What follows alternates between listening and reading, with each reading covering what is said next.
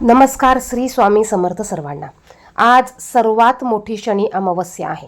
बघा, ही अमावस्या शनिवारी आली आहे आणि शनी जयंती देखील शनिवारीच आलेली असल्यामुळे एक दुर्मिळ असा योग तयार होत आहे. आजच्या व्हिडिओमध्ये आपण दही भाताचा अत्यंत प्रभावी असा उपाय का आणि कसा करायचा याविषयीची माहिती थोडक्यात पाहणार आहोत. सर्वात अगोदर प्रत्येक महिन्यात अमावस्या येत असते आणि त्यातल्या त्यात शनिवारी येणाऱ्या अमावस्येला अत्यंत महत्त्व असतं. या दिवशी आपण आपल्या घरात काही वाईट बाधा, नकारात्मक ऊर्जा, वाईट शक्तींचा प्रभाव असेल किंवा इतर आर्थिक अडचणी असतील तर या सर्व गोष्टी काढून टाकण्यासाठी अमावस्येचा एक असा दिवस अत्यंत प्रभावी मानला जातो. आपण एरवी हे उपाय करू शकत नाही, परंतु अमावस्येच्या दिवशी आवर्जून हे उपाय आपण करायचे आहे. आपल्या घरात जरी त्रास नसेल आणि तो होऊ नये यासाठी आपण हे उपाय करायचे असतात. आपल्या घरात कित्येक दिवसांची निगेटिव्ह ऊर्जा, नकारात्मक शक्ती, वाईट बाधा या साठून राहिलेल्या असतात आणि ज्यावेळेस आपण अमावस्येला हे उपाय करू त्यावेळेस त्या गोष्टी बाहेर निघून जात असतात. तोपर्यंत त्या गोष्टी आपल्याला घरात त्रास देत असतात.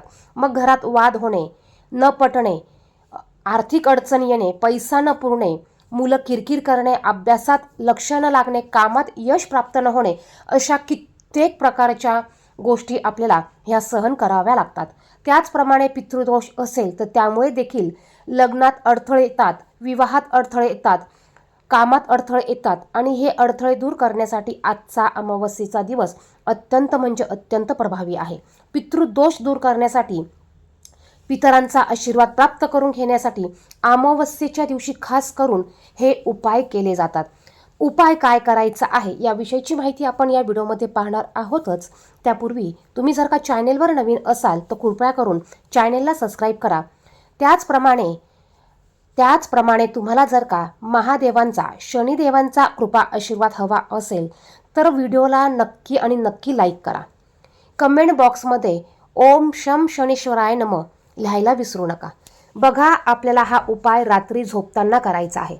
ज्यावेळेस घरातील सर्व व्यक्तींचे जेवणं होतील, झोपायला जातील, त्यावेळेस तुम्हाला हा उपाय करायचा आहे. या उपायासाठी तुम्हाला तांदूळ घ्यायचे आहे. हा तांदूळ न धुता, मीठ न घालता आपल्याला शिजवून घ्यायचा आहे. आपण घरामध्ये खाण्यासाठी जो भात घेतो हा भात या उपायासाठी अजिबात वापरायचा नाही. नाहीतर तुम्ही केलेल्या उपायाचा तुम्हाला काहीच रिझल्ट मिळणार नाही. तुम्हाला तांदूळ शिजवून घ्यायचा आहे. शिजवल्यानंतर बघा, तांदूळ शिजवताना आपल्याला एक अगदी थोडेसे मूठभर तांदूळ घ्यायचे आहे. वाया जाणार नाही असा भात शिजवू नका. उपायापुरता तुम्हाला भात शिजवून घ्यायचा आहे. त्यानंतर आपल्याला हा भात एका द्रोणमध्ये, पत्रावळीमध्ये, पुठ्ठ्यावरती, कागदावरती थोडासा गार झाल्यावर काढून घ्यायचा आहे.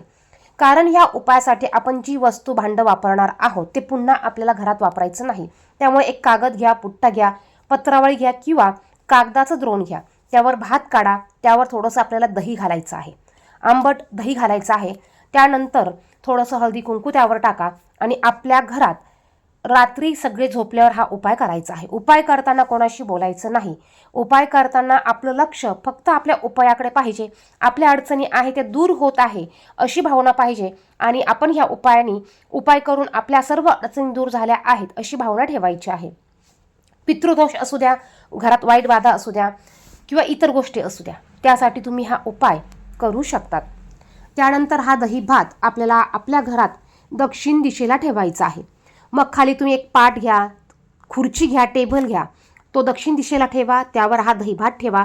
तुमचं तोंड तुम्हाला दक्षिण दिशेला करायचं आहे आणि दक्षिण दिशेला तोंड करून उभं राहून तुम्हाला हात जोडून तुम्हाला प्रार्थना करायची आहे. ओम पितृदेवताय नमः तुम्हाला 11 वेळा म्हणायचं आहे आणि तुम्हाला बोलायचं आहे, हे पितृदेवता, जर का आमच्याकडनं तुमच्या काही गोष्टी करायच्या राहिल्या असतील तर त्याबद्दल क्षमा असावी. इथून पुढे तुमच्या सर्व गोष्टी केल्या जातील. तुमचा आशीर्वाद हा कुटुंबावर, घरातील प्रत्येक व्यक्तींवर असू द्या.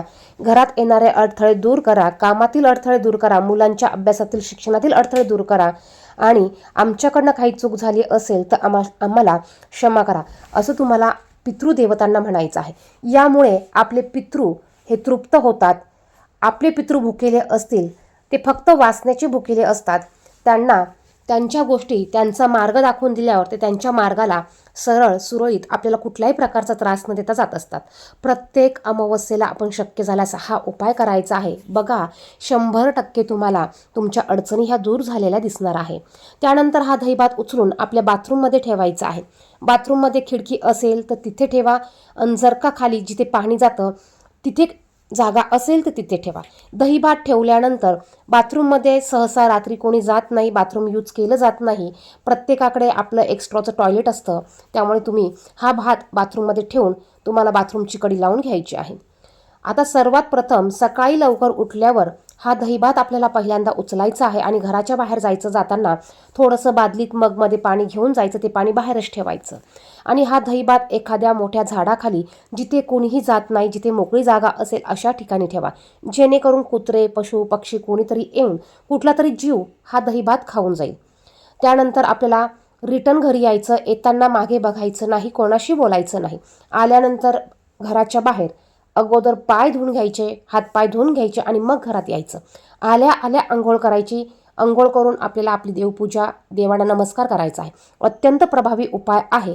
याने घरातील अडचणी दूर होतात, निगेटिव्ह ऊर्जा असेल तर ती नष्ट होते, अडथळे दूर होतात, वाईट बाधा जर का काही साठलेल्या असतील तर त्या निघून जातात. बघा, आपण आपल्या घरातील व्यक्ती कधी ना कधी कुठे ना कुठे जात असतात, अशा ठिकाणी जात असतात की त्या ठिकाणी वाईट गोष्टी असतील, वाईट जागा असेल. कुठली जागा चांगली कुठली जागा वाईट आपल्याला माहिती नसतं. कुठली बाधा आपल्याबरोबर आपल्या घरी येत आहे हे देखील आपल्याला माहिती नसतं. त्यासाठी आपण हे उपाय आवर्जून करायचे आहे आणि नक्कीच आपण हे उपाय मनापासून केले तर 100% फळ आपल्याला पाहायला मिळतं. धन्यवाद.